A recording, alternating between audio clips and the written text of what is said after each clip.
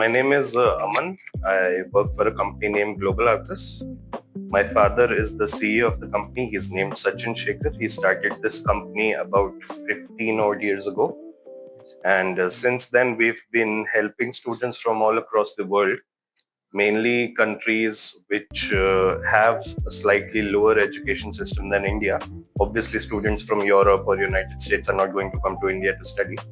But a lot of other countries, India obviously being one of the top countries in terms of having one of the best academic systems, one of the best colleges. Our school systems are very competitive. Parents beat their children when they're 10 years old if they score poorly in India. So everyone who's been born since before 2010, I think, has had a beating from their parents because of marks in their school. So India is very competitive. Also, because we have such a large population, we have to be competitive, because to get in such good colleges and good schools, we need to be performing in one of those top 10, top 15% of the students so that we can get into one of these universities. Apart from this, Indian students obviously have a lot of competition. But these universities, which are one of the best in India, also have a demand for international students. And these international students also want to come to India and have education in one of these best universities. So apart from the Indians having a competition within themselves and getting into these universities, what Global Arcus does is we go to one of the best universities there are in India, namely one like Traffic Era, the one you're in. So we talk to these universities and we bring scholarships to students all across the world. You're from Myanmar, we have some students from oceanic countries, namely Solomon, Fiji, Papua New Guinea. We have African nations as well, from West Africa, from Liberia, Sierra Leone, East Africa, Uganda, Zimbabwe, South Africa. We're working all across the world. So what we do is we work with one of these universities, bringing scholarships to students so that they can get an education which is on par with some of these European countries, but still they can afford the fees at these universities, because obviously we offer them a lot of perks like scholarships on tuition fees, accommodation, food. Sometimes even we give flight tickets from these countries. So our mission and our goals are pretty simple.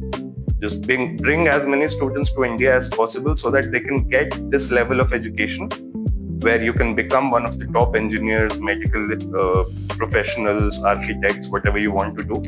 And getting an education from India is pretty much the way to go. In the year 2012, my father visited Africa for the first time. And he went to some of the Western nations in Africa, namely Nigeria, Sierra Leone, Ghana. And when he went there, he saw a huge disparity in what the students' ambitions were, how opportunistic they were, how ambitious they were, what they wanted to study. But again, there were no resources present in these countries so that they could fulfill all of the dreams. Of course, they had some good universities. Say, for example, in Nigeria, they have about 50,000 students that pass the secondary exam every year. But the good universities only take about 10,000 students. So where do the rest of the 40,000 students go? That's the original dream of Global Arcus. When we went to some of these countries, we saw that there is a huge demand for good higher education, but the universities which are present in some of these countries are not at par with what Indian education systems can provide. So that is the original dream, getting good education, obviously way better than what their countries offer. And yet the fees is somehow comparable and sometimes even cheaper than what they spend in their own country. Education is your only part to success. If you want to do something big in life, you need to have a good education. That's the foundation for whatever your career is going to be. Now, correct me if I'm wrong. I think you had a coup in your country in 2021, right? Oh, yes. Yeah. So that left a lot of architectures and buildings pretty broken, a lot of families broken, the financial condition went down, right? Yes. So coming to India, first of all, there is no threat of anything happening here in India because we're running a democracy. We're the only democracy in the world, obviously. The second thing is our universities are based for, like, the oldest universities, if you know Nalanda and some of the ones in there in Indus Valley, these universities have been set up years and years ago. Some of them running for over 100 years now. So the education system in India has been going on for so long that there is a trust built in these universities. You Google about the universities in India, the education system in India, and you'll get to know why we're one of the best and why our foundation has been laid down by our ancestors so much time before. The mathematicians, the scientists, Indians and Greeks were one of the first to find out about most of the mathematics, about astronomy, about the space, about a lot of other things and formulas have been invented here in India. Now, about trust. We as a company obviously have been under a lot of scrutiny by a lot of countries saying that you're not right. How is this possible? You're offering the flight ticket that you're buying is more than the fees of the university. How is this possible? You're obviously scamming somebody. And what we reply is obviously we're not here to bring profits to ourselves. What we want is for as many students to come to India, experience our culture, experience our universities, have a great time, and obviously learn. To bring trust into these parents, these students, there are a few options. You can go to social medias, you can check our profiles. We have a lot of students who make videos and photos and post and tell them that, yeah, we got here through Global Arcus and our journey has been great. You can go through them. And obviously you guys being here from Myanmar, these guys can talk to you. These guys, you're one of our people who can endorse our company in Myanmar, telling them that this is not a scam and you're here, you're studying. Going admission process through Global Arcus is very simple. Once the admission has taken place, the visa is also taken care of by us. We fill your visa forms, the e-visa, the arrival cards are filled by us. And we give you the flight ticket, of course.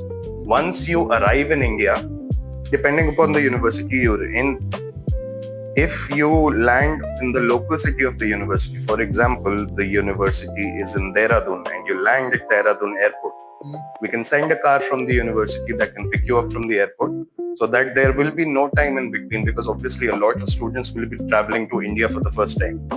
A lot of students will be traveling abroad from their country for the first time. Some of these students will be 18 years old, 19 years old, so they're not that old. Traveling alone for the first time, we don't want these students to be alone for a long time. Obviously, airports are pretty safe. We have a lot of security. So once the students take their flight from their country to India, and once they reach the city of the university, we can arrange for an airport pickup by the university.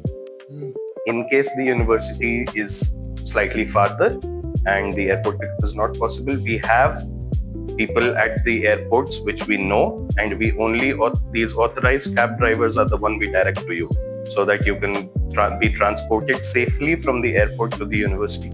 And once you're in the university, we've already coordinated with the university that you'll be coming on this date at this time. So they already have a room ready for you, the bed ready for you, and the breakfast, lunch, and dinner take place every day in the university, so that you can access directly. And once the student is here, obviously it takes a couple of days for them to get used to it.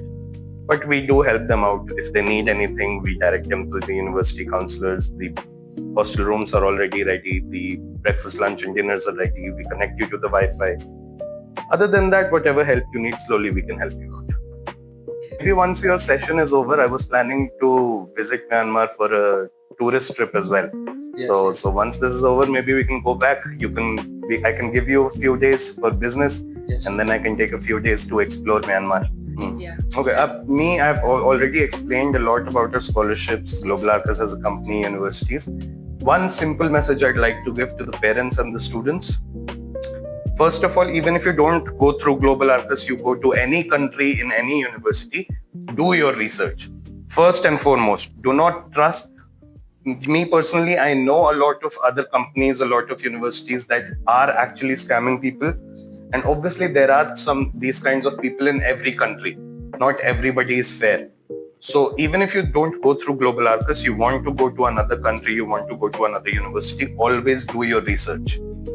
Search about the university on internet. write an email to the university if you receive information about a university and ask them if this detail is right or not. You can visit the country's embassy. In our case, you can visit the Indian embassy and ask them.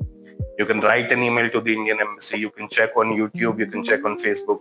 Only once you've done your research, you've emailed to the embassy or the university, gotten a reply, all confirmation is done, you've gotten papers.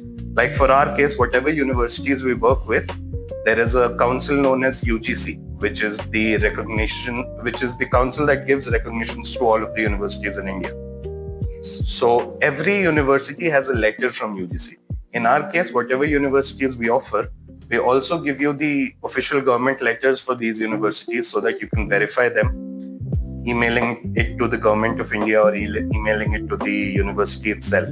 Once you get a reply, you're sure, you talk to some people who are already in the university, you see some videos online, only then make a decision. And once you've made the decision, I suggest you come to India because we have education systems which are comparable to Stanford, Cambridge, MITs. But again, the fees for these universities are hundreds of thousands of euros. By coming to India, the fees can range anywhere from $1,000 up to $3,000, but still that's pretty comparable. Spending $100,000 per year in Europe and spending $2,000 here in India, that includes living, that includes eating, that includes your universities, your labs, and your flight ticket. I think that's pretty good. Okay, some things are absolutely necessary, and then some things we advise students to get, like medical health certificate. A passport is obviously required for you to come to India. Your academic documents from your school are required. So that obviously depends on what course you're doing. If you want to come to India for masters, you need to have a bachelor's. If you're coming to India for a bachelor's, you need to have completed your school, right? Yeah. So if you're coming to India for PhDs, you need to have a bachelor's and master's. That depends on whatever you want to do. But again, you need your academic documents. You need your passport. A medical fitness certificate is required. And then normal, regular documents required. A photo of you, an ID proof, your address, father's name, mother's name. Those are regular details that are required. But document-wise, most important things are obviously a passport, your academic documents, your ID proof, and then a medical fitness certificate. And it's also good to have a reference letter. So if you've gone to your school, tell your headmaster to write you a letter, a character certificate or a reference letter, whatever you call it in your country, that they write that, yes, the student was in our school and he was a good student here. Or if you went to a university, you can ask some of your professors or your teachers to write it. You spend $1,000 in Myanmar, you go to a university in Myanmar, but the university rankings in Myanmar are not as high as those in India. If you know about university rankings, there is a world university ranking, which are assigned by an organization which gives a ranking to all of the universities present in the world. And I don't think Myanmar universities are that cheap either. I don't think it will be less than $1,500 if you're doing a medical course or an engineering course, it might be even more. So why spend the same amount of money in your country when you can go to another country, get better education, get exposure of going to another country, have a degree from a country which produces the most amount of engineers and medical professionals in the world, and still somewhere down the line you might be spending less than the amount of money you'll be spending in Myanmar. Because if you study in Myanmar, there are things to consider. You have to pay for staying, you have to pay for food, you have to pay for water, you have to pay for internet, you have to pay for electricity, you have to pay for traveling to the university or bus, you have to pay for your rent, you have to pay for university education, then you have to pay for practicals, libraries, gyms. All of these things, gyms, libraries, all of these things are also in every university here in India. They have facilities like gyms, like football courts, basketball courts, libraries, all of these things are present in most of the universities here in India, free of cost. Then the hostels and food, they do not charge you separately for water, they do not charge you separately for Wi-Fi. If you combine all of these things and make a calculation, most of the times I see in the countries, the students that say that staying in my country is cheaper, when you actually sit down and calculate, coming to India is cheaper and coming to India is better. So why stay back? I'm coming to Myanmar. Meet me. Okay, thank you.